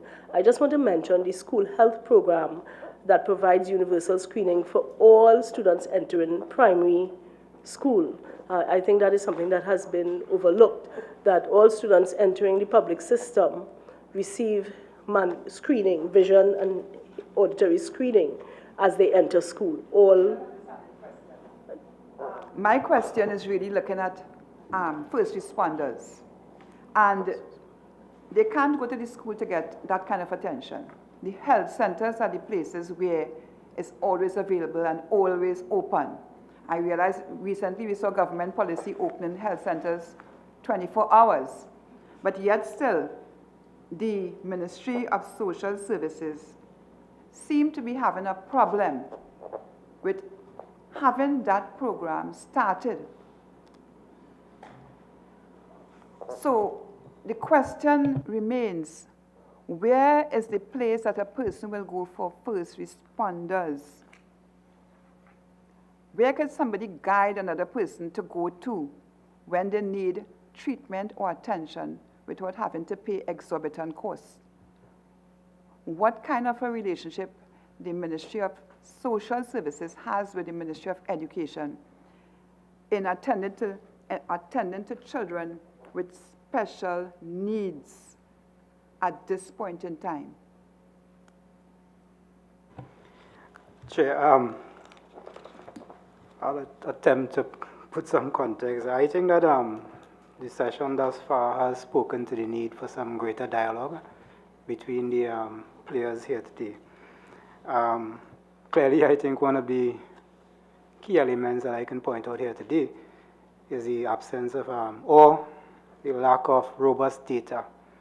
And there's a need, I mean, if we do not know the extent of the population that we are dealing with, I think that we are planning in a vacuum. And I think the time has come where we would marshal the forces, get the players together, including the Ministry of Health, Ministry of Education, and the other players, so that we can work that out. We are all doing something, and it is for the same population, and I think there's a need for dialogue so that we could come up with a collective consciousness of how we are to move forward in this arena. Yeah, so the ministry gives a commitment to bringing the players together so that we could achieve that outcome. Madam Chair, if I might put a little more context and background into that. In the United States, the Individuals with Disabilities in Education Act mandates that the school districts count the children. They're the ones who are responsible for counting for everyone who may or may not have a disability between the ages of 0 to 21. They pull in the resources of, yes, the federal government, but ministries, our equivalent of ministries of health, our equivalent of the health centers. They are required to count the children within private schools, within the homeschooling environment, within the refugee migrant environment, which of course is coming up now. And we at CODO have come up with a process based on the 1984 report that was done by Dr. David Bratt and Dr. Ives Gibson on how we can get the data that Ministry of Social Development and Ministry of Education need so badly. We welcome and we're very glad that someone brought up the question of the Ministry of Health's universal screening for vision and hearing. What we are proposing as well is that every child at the primary school intake and at the preschool intake, that they all get screened for developmental issues and developmental delays. So at age 3, children are screened. Age 5, children are screened. Within each education district, the clusters that Mr. Citran spoke about will happen, where every parent knows that there are 3 or 4 or however many schools are needed in the ECCE level. They can choose which schools they want their children to go to, and they work with this head of special education within those schools. When the child transitions to the primary school level, we have the same system 3, 4, 5, how many? And the head, of special education at that ECCE speaks to the head of special education at the primary school, and the child's file is literally handed over with the parents' input. The same thing happens at the secondary system, so that we have a comprehensive, holistic support for the child throughout their entire secondary system, secondary school career, into tertiary. And we're not going to have this system of children not being counted, or children falling through the cracks, or what is happening now where children are successful at the SCA exam, somehow they get through it, and then cannot finish secondary school because there are no supports for them there. Sorry, Mr. Ford, thank you very much for ceding your chair. And actually, you highlighted one or two points on the aspect that I'm now going to cover. Ministry of Education, your report on inclusive education component of the Seamless Education Project, a document dated February 8, 2008. I don't know if you have a copy of it there. And in it, it speaks about the Ministry of Education has decided to select one school at each level, which is ECCE, primary and secondary, in each of the 7 districts and Tobago, and then develop them into schools that effectively model inclusive education for other school personnel in the system to observe. I know in between our discussion, we have heard the term inclusive and different things. My question, what is the status of the decision identified in this report? That's 1. 2, what progress has been made to date if the decision still stands, if the document is still on top of the table, or whether it's wherever it is, it's at? And thirdly, to what extent has the Ministry of Education committed to the recommendations stated in this report? I don't know how brief you can just give us a little synopsis on what's the status with regards to that there.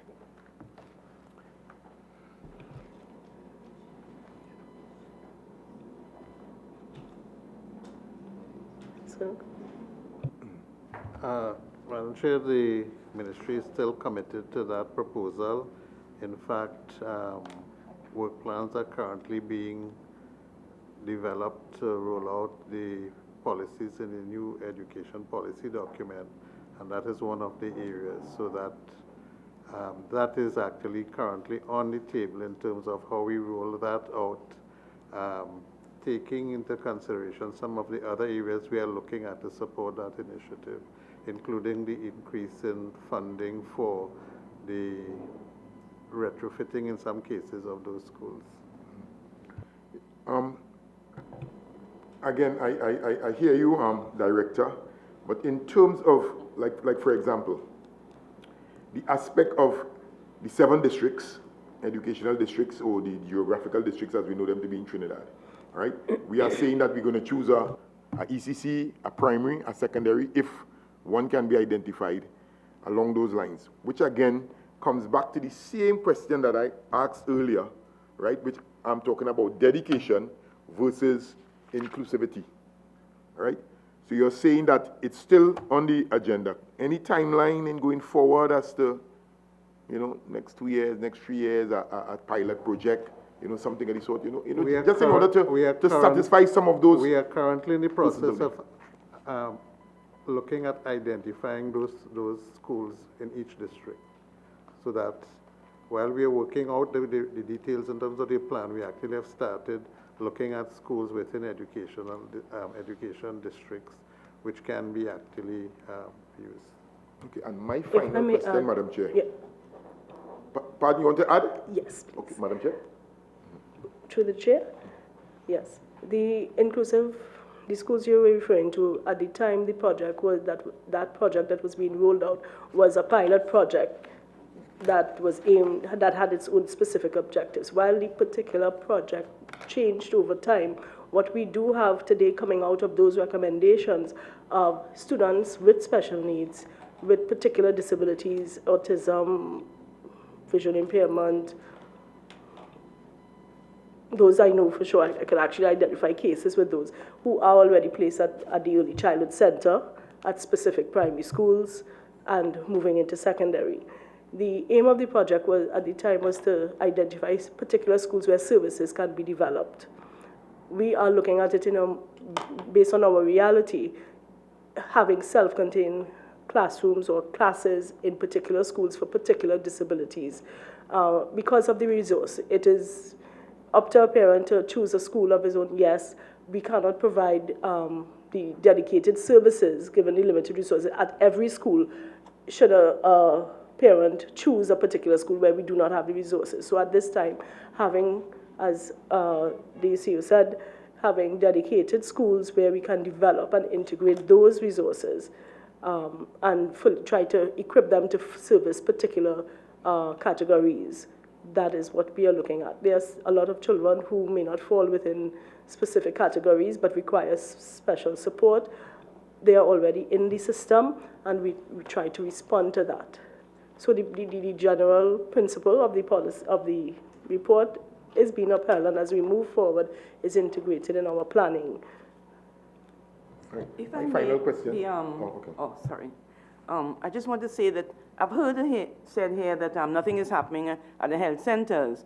I want to say that is not completely correct, because the health visitors very often diagnose that children are not going through the milestones, and they are able to advise parents, assist them in many ways, advise them where to go, what to do, and do follow-up. There are lots of initiatives that we may not be aware of that's happening with the Ministry of Health as far as those health centers are concerned, visiting homes on Sundays and things like that didn't happen before. So there is help, things that are happening to assist the parents in terms of diagnosis. The health visitors are working very hard, and they all place in the health center. So things are happening. My final question, is bullying an issue among special needs? Sure.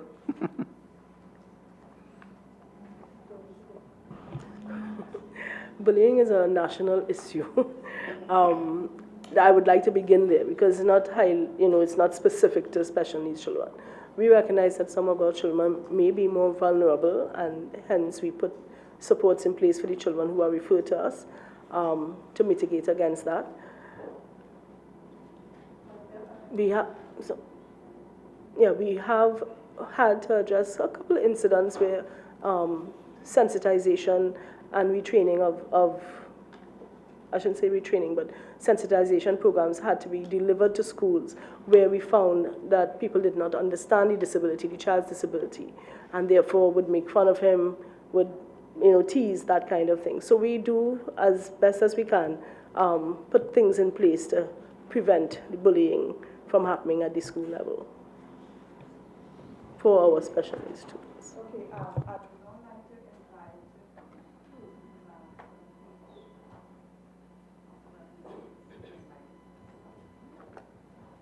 Okay, I'd like to invite closing remarks, and you can make your recommendations to improve the current provisions that we have at this point in time,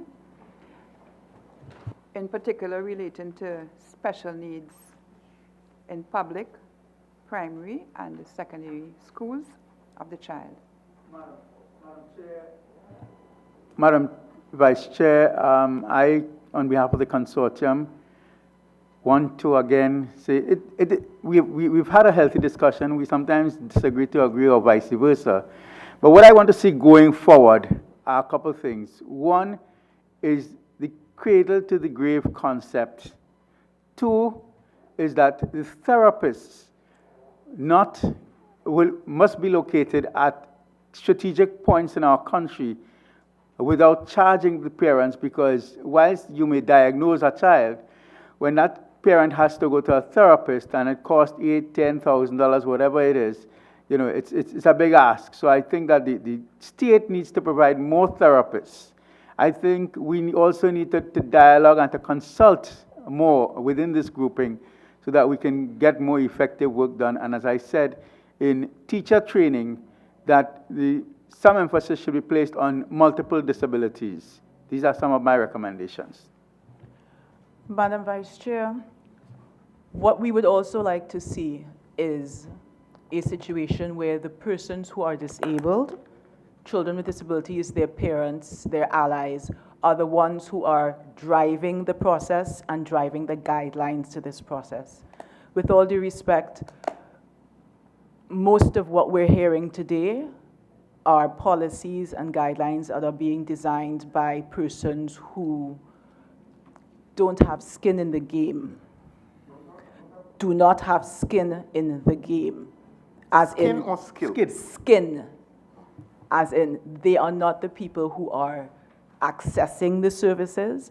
They are not the people who are having the difficulties accessing the services. They are not the ones who are directly affected when the services are not adequate and are not appropriate and are not available.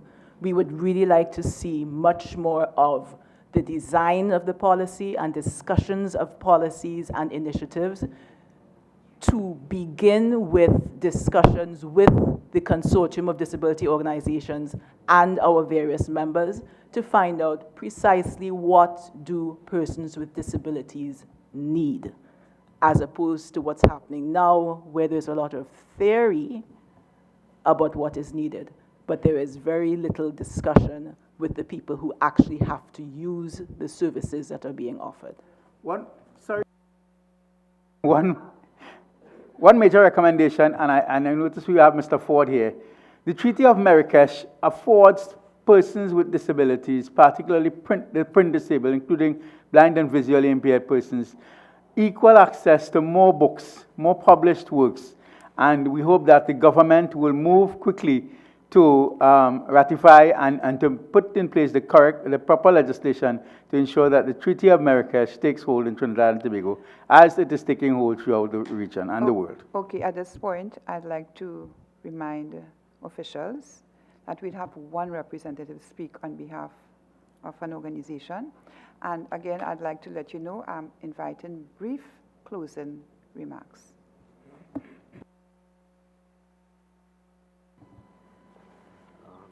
The Ministry of Education would like to thank the committee for giving us the opportunity to share our plans. We remain committed to working with our stakeholders. We understand some of the issues that were raised here today, the issues of inclusion, the issue that perhaps more dialogue needs to take place with our clients, and we will do our endeavor to make sure that we meet with them afterwards and develop a plan, a shared collaborative way forward. Thank you.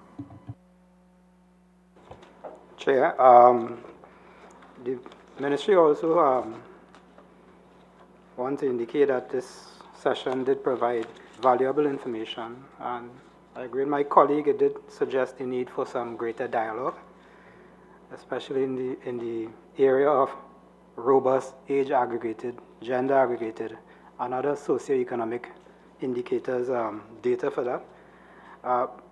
And maybe the next census, which is around the corner, might very well be where we might want to tap into to generate some of this kind of information, as well as to indicate that the CDB is doing a research in 4 Caribbean countries, Trinidad and Tobago being one of those, on the disability sector. Madam Chair, I also want to indicate that the ministry commit to providing the outstanding information that would have been promised here today, and to working closely together with our key stakeholders in the interest of the issue at hand. Thank you very much. Madam Chair, Tutor realizes that there's still a lot of work to be done within the sector and for the sector. As such, Tutor reiterated commitment to work with all the stakeholders in the development of education in general and specifically to those special needs students. And I want to close by saying thanks again for inviting us to be part of this session.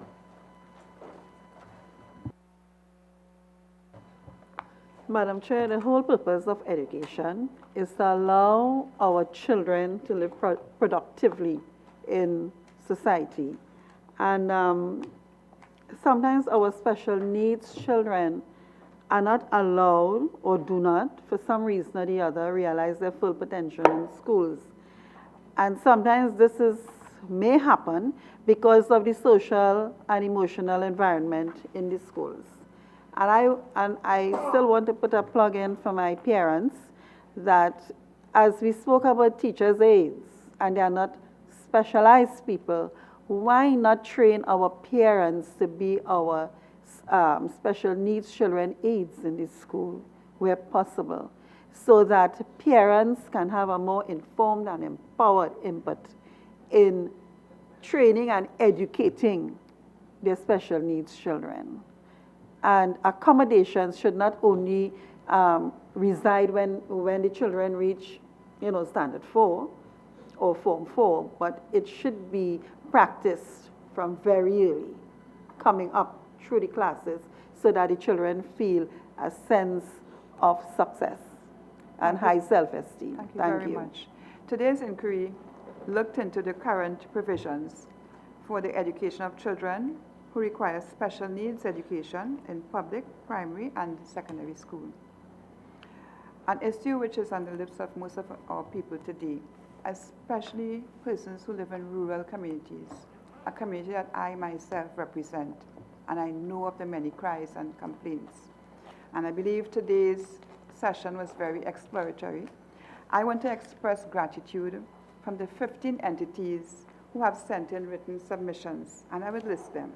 Ministry of Education, Ministry of Social Development and Family Services, Trinidad and Tobago Unified Teachers Association, National Parent Teachers Association, the Consortium of Disability Organizations, Ministry of Works and Transport, the Down Syndrome Family Network, the Dyslexia Association, Equal Opportunity Commission, Support Autism Trinidad and Tobago Autism Network, Autistic Society of Trinidad and Tobago, Trinidad and Tobago Association for the Hearing Impaired, Autism Parents Association of Trinidad and Tobago, the Blind Welfare Association, and the University of Southern Caribbean. I wish to thank you all for your submissions and your research that you would have engaged to have those submissions prepared for us here at the Parliament. I want to also give you a brief summary of what are the things that we discussed today, which I believe we all should remember and as we go forward as a committee. Some of the things that we looked at, the need for accurate statistical data. And I assume that we all realize that there is urgent need to have data provided in collaboration with the CSO. There seemed to be an inconsistency in salaries paid to staff at a school that was mentioned, and I'm asking that you will look into that particular issue. Referral and intervention processes of the Ministry of Education and the collaborative efforts with the Ministry of Health. And we as a committee, we promised that we would certainly engage the Ministry of Health for clarification in that particular process. The waiting period for students to be assessed and diagnosed by the Student Support Services Division. That is another issue that we would be looking at. The need for engagement of the Ministry of Health, and I spoke to this with particular reference to our health centers, and I know although DPS, you indicated that you have had several meetings, let us look towards implementation. The grants offered by the Ministry of Social Development and the challenges being faced to have interim measures be in place relative to where we are at this present time with the grants. And we speak about grants and we speak about services to be rendered to these children. So what we are looking at is that improvements should be made to the curriculum to accommodate special needs students.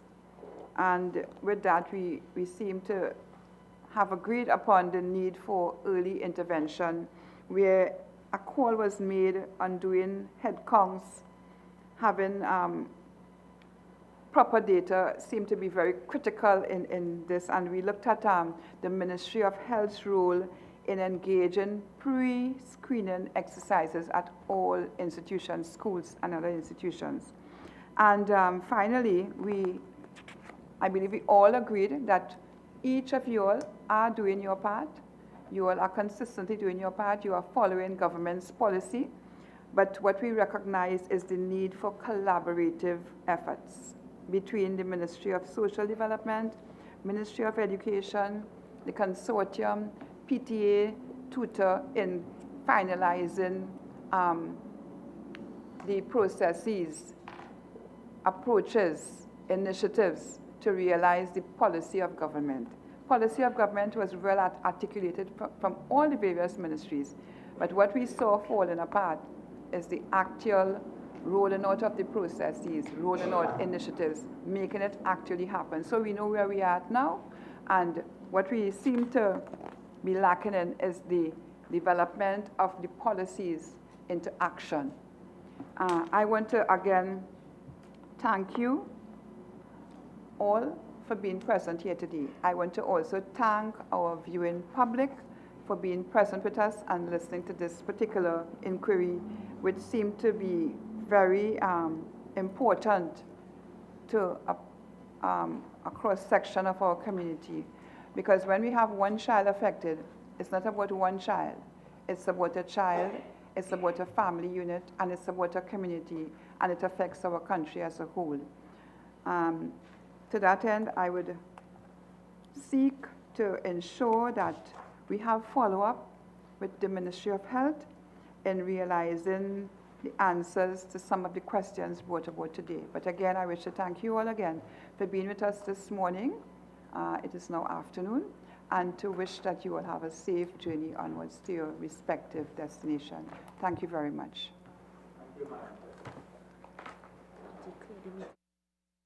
I now declare this meeting adjourned.